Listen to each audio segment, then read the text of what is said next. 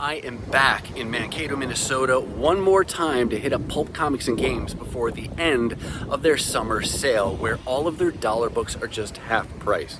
Let's head inside and see what we can find. Here's a box I started going through and I just struck gold. This is based on the TV show 50-issue series. So this is the last issue. And look at this, 50, 49, 48, 47, 46. It just keeps going. So I'm going to get all these that they have here. I'm so excited. All right, the hauling is done. I didn't quite fill the short box. That was ultimately my goal. But I did find a great mix of bronze and modern and just some really cool things that I am super excited to show you. And you got a glimpse of some of the footage of the types of books in there. But yeah, I got some real fun goodies and I'm excited to show you once we get home. Hey everyone, and welcome to today's video.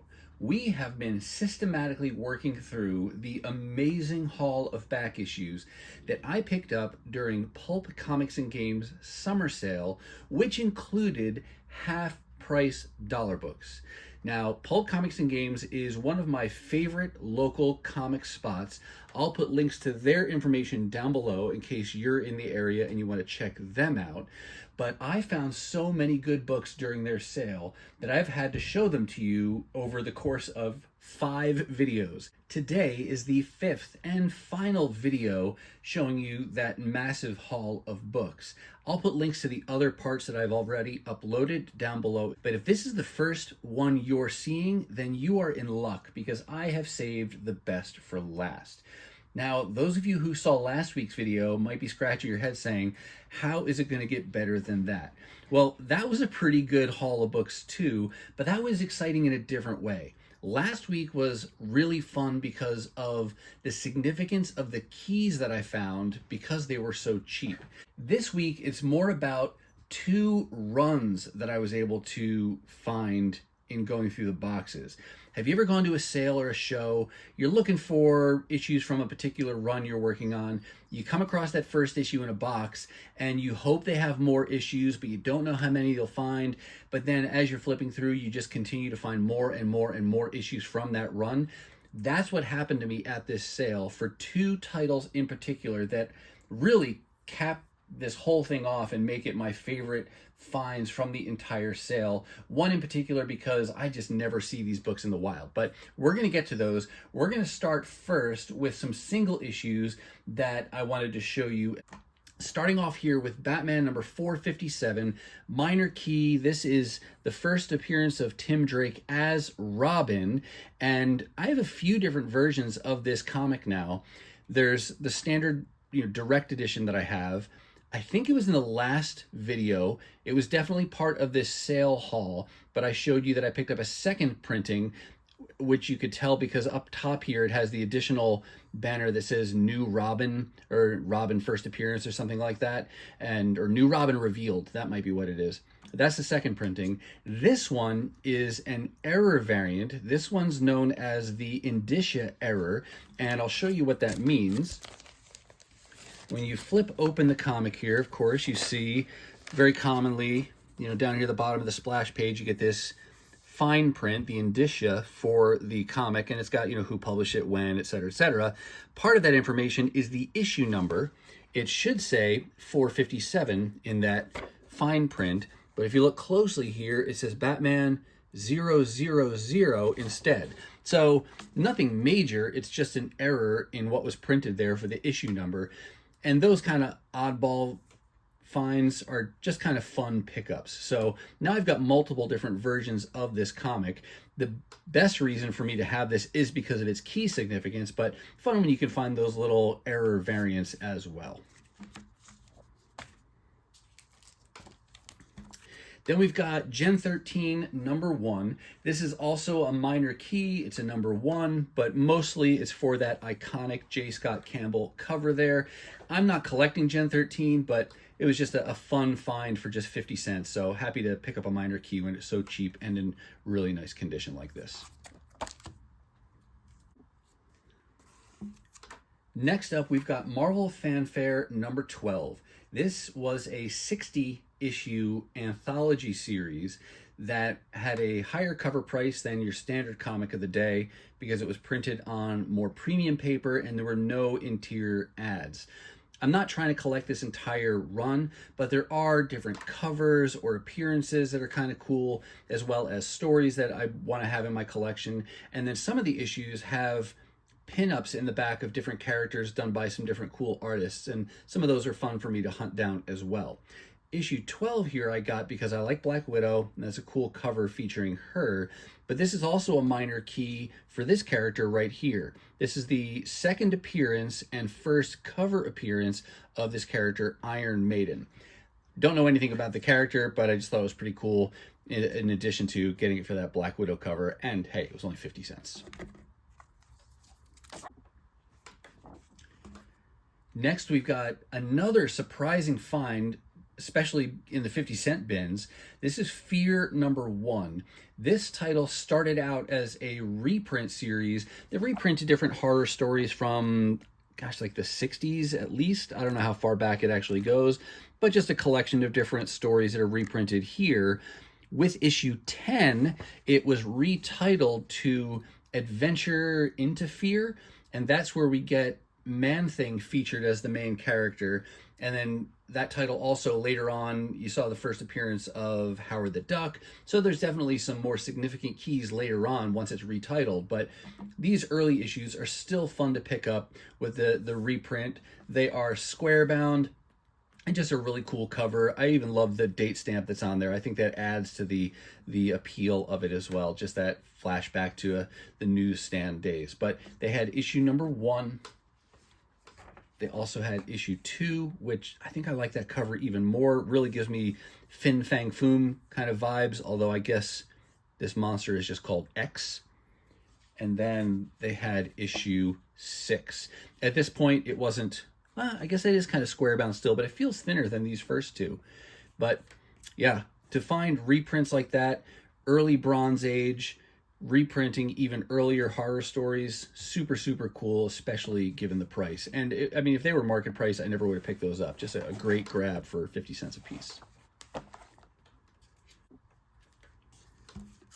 Now we're going to get to the first of the 2 titles where I made significant progress on my runs. Funny thing about ROM is that a year and a half ago, I wasn't even collecting this title, but it only took a couple sales where I came across several issues all at once for really cheap to push me into the camp of saying, you know what, I've heard really good things. Now they're doing omnibus editions of this. Why don't I give it a go? Because it's pretty low risk. I'm getting these things for 50 cents or $1 a piece. Well, I've made pretty good progress on the title up to this sale, but this sale got me so close that now I only need 2 issues to complete the entire volume. So we're just going to go through and I'm going to show you all the issues I got. I'm not going to say something about every one because I just don't have all the details off the top of my head, but this was a case where they had even more issues than what I bought, but I pulled out my CLZ, I looked to see which were the holes in my run, and I just grabbed those issues. So if I needed more, I could have gotten a near complete run of ROM as a result of this sale. But if you haven't seen this before, I think there's just some really great covers and cover art. You get lots of cool guest appearances with different Marvel characters. You had Iron Fist and Luke Cage there. Then you got Namor. And then, well, no guest appearance there, but let's move these out of the way. Oh, what I will say, you can see we go 23 to 34, implying that I had everything in between there. My first trip to the sale, I found issue 31 from ROM for 50 cents. Issue 31 is tied for the second appearance of Rogue in comics. I got that initially because I wanted that key for Rogue, but it also helped me build out this run. So even some of the keys I found for really, really cheap from this volume. So that was just another fun pickup also from this sale on my first trip down. Keep things going here, jump into the 50s. Again, it kind of skips a lot of runs because I had those already.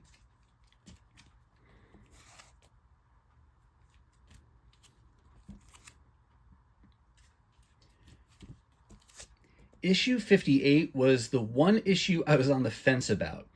There were two, this and issue 24, that were in pretty rough condition. Issue 24 I needed, but it was in rough enough condition that I decided I'll leave it behind. I'm not going to get it. I'll wait and find it again down the road. Not a key or anything like that, so it's fine for me to leave that behind. Issue 58 was in slightly better condition. You can see it's got this cover wrap here, but then it also has a lot of spine ticks, so not really the best condition, but I just loved that cover image so much that I didn't want to leave it behind. So now at least I have the placeholder, and if I can ever find an upgrade, great. I'm pretty sure eventually I'll be able to find one, but for now at least I have it, and I just thought that was a really cool cover. And then we get into the 60s. You've got Captain America, Beta Ray Bill, Iron Man crossing over here. 66. And then we jump right to the very end of the run, issue 74. That's a John Byrne cover. And then issue 75. So like 24 or so issues that I was able to pick up as a result of this sale. That's a third of the entire run all in one fell swoop. So happy to be able to make that kind of progress on a run.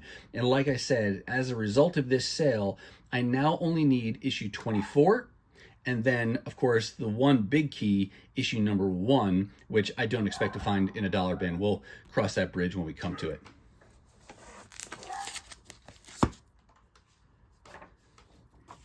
And now we're down to the last run to show you, and my favorite pickup of the entire sale. This is the run that you got a glimpse of at the beginning of the video. Now you may be surprised that this is my favorite find after all those amazing books you saw me show you. Well, this one's my favorite not because of monetary value. You know, finding keys for 50 cents is great because it's such a surprise. This series was the most exciting for me because it's a volume I'm trying to complete. It ran for 50 issues altogether, but frankly, I never see this in the wild, ever. And when I do, I pick up the issues. So with all of that hunting and picking up every issue I've ever found, so far, prior to this sale, I have issue number 1, thankfully, number 2, number 3, and then one random issue in the 20s. That's all I've ever found in the wild until this sale. So you can imagine my excitement when I got to that box. You see the first issue, already there's excitement because you see that's the title I've been looking for. And there's an issue, great. And then you flip that one away and there's another one behind it, and then another one behind that, and another one behind that, and it just kept going. I found so many issues towards completing this run that this definitely is my crowning find from this sale. So let's go ahead and I'll tell you a little bit more about the series as I show you these issues. Starting here with number 4, which was the lowest number that I was missing.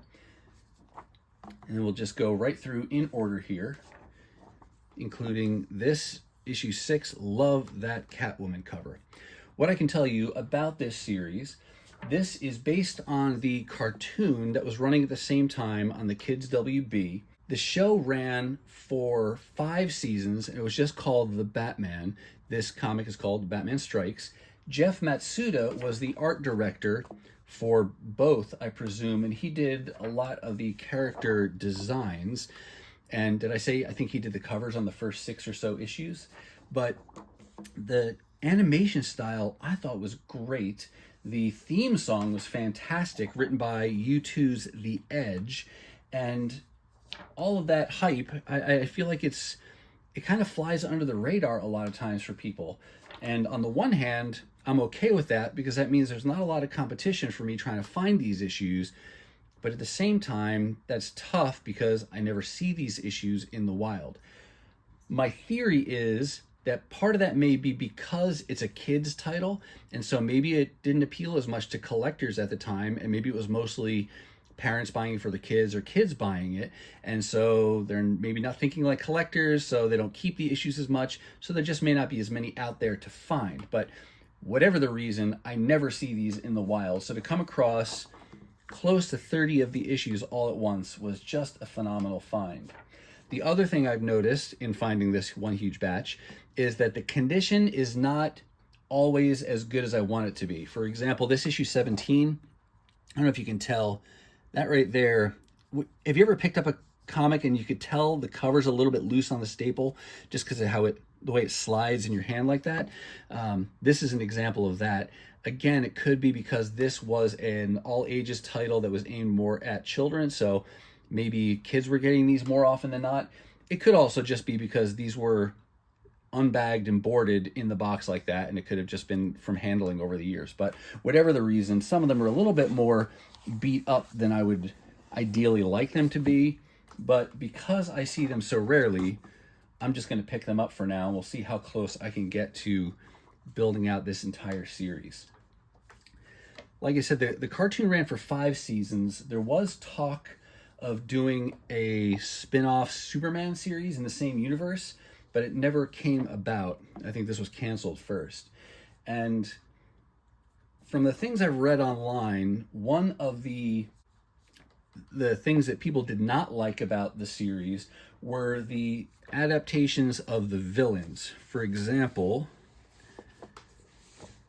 if I can find the comic, here we go. Back here, number 9, that's the Joker. And this cartoon and comic redesigned all of the villains, their backstories, their look, everything.